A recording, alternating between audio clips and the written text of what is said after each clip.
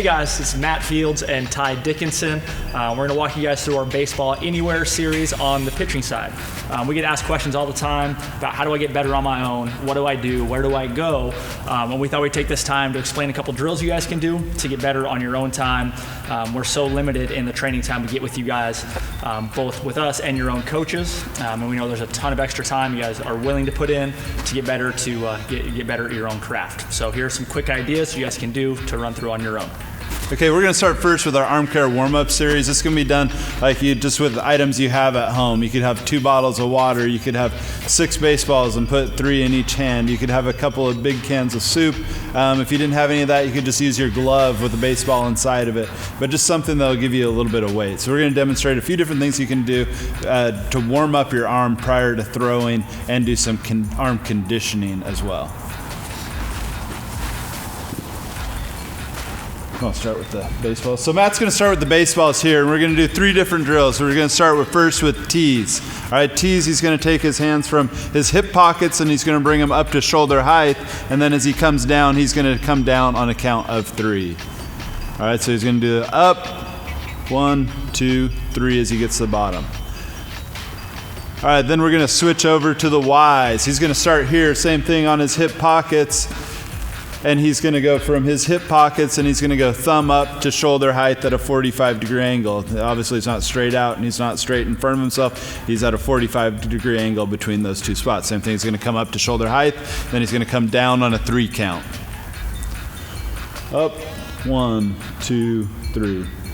One thing to look for here as you're doing this, make sure your shoulders are staying down. Don't pinch them up to your ears. We want your shoulders to stay down and back, and we want your shoulder blades to stay pinched in the back. You shouldn't see rounding of your shoulders coming forward. We want to stay in good posture as we do this. Shoulders up, shoulders set back and not arched up towards our ears, okay? So we're just always, anything we do with baseball, we should be looking at our posture. All right, the last one would be the Ys, and from here he's going to go just straight in front of himself. Same thing, a 3 count as he comes down.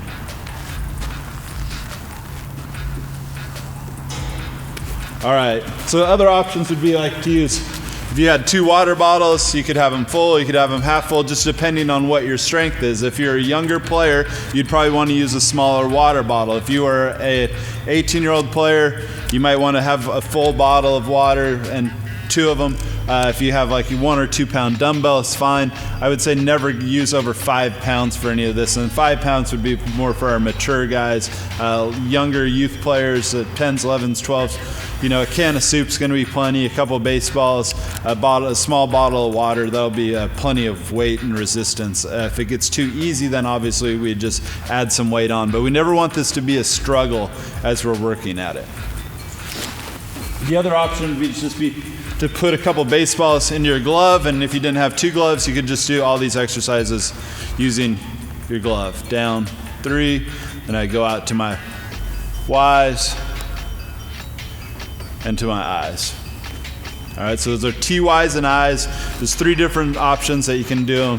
Maintain good posture, shoulders down, shoulder blades pinched behind you, and then control the descend as you come down out of these exercises. Again, we don't want to go higher than shoulder height on any of these exercises. If you get a little bit higher, that's fine, but we don't want to go way up high. Just controlled movements the whole time to warm up your shoulder capsule. Yep, and make sure this is a warm-up. Anytime you're with your coaches or at the facilities, there's always a warm-up time, a dynamic.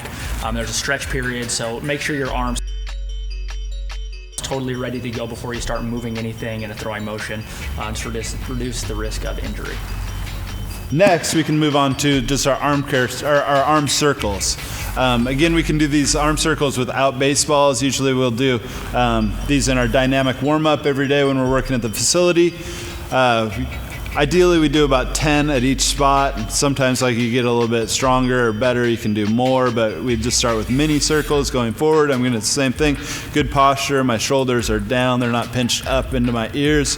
All right, from here, I'm gonna make small circles going forward. All right, this is just activating. When I get to about 10, then I'm gonna go a little bit bigger. Get to 10, then I'm gonna go a little bit bigger. And I get to 10, I'm gonna go all the way big. All right, then I do the same thing, palms up, moving backwards. Start with small, medium, large, then on to extra large. All right, if that's easy and you want more of a conditioning component to this, start adding baseballs to your hands. Again, I didn't say this in the beginning, but we'd like your arms to stay straight. We don't want them to be bent like this. So if you start with one baseball in each hand, that's going to add some resistance to the movement. Same thing, you could move on with like a can of soup. But that's going to add some endurance, and you're going to start to feel your shoulders burn.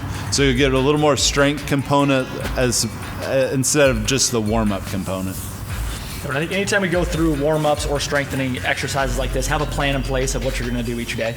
Instead of just going out there and winging it. Say I'm going to do my I's, T's, and Y's this day. The next day I'm going to do my arm circles with weight.